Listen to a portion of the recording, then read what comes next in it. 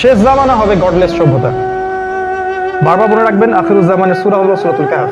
এক নাম্বার শিক্ষা হচ্ছে শেষ জামানাটা হবে গডলেস, ঠিক যেমন আসহাবুল কাহফের সভ্যতা ছিল গডলেস।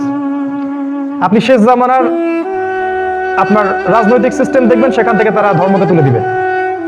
শেষ জামানার অর্থনীতি দেখবেন, সেখানে ধর্মের কোনো বালাই থাকবে না। শেষ জামানার শিক্ষানীতিগুলো দেখবেন, সেখান থেকে ধর্মকে তুলে দেওয়া হবে।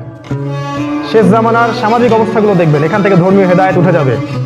এমনকি যে গুটি কয়েক মানুষের মধ্যে ধর্মের চেতনা থাকবে, তারাও হবে প্রোটেস্ট্যান্ট ধার্মিক। তারা শুধু নামকা ওয়াস্তে ধর্মকে ধরে রাখবে, কমপ্লিটলি তারা কেউ ধর্মকে ফলো করবে না। এই হলো শেষ জামানার বাস্তবতা। শেষ জামানাটা হবে গডলেস ওয়ার্ল্ড, যেটা এখন এই পশ্চিমা সভ্যতার হাত ধরে সারা পৃথিবীতে এই গডলেস ওয়ার্ল্ড ছড়িয়ে পড়েছে। আর অল্প কিছু মানুষের মধ্যে দিনটা সীমাবদ্ধ আছে, তাদের সংখ্যা নিতান্তই কম, নিতান্তই কম। ঠিক যেমন আসহাবুল কাহফের সংখ্যা ছিল নিতান্তই কম।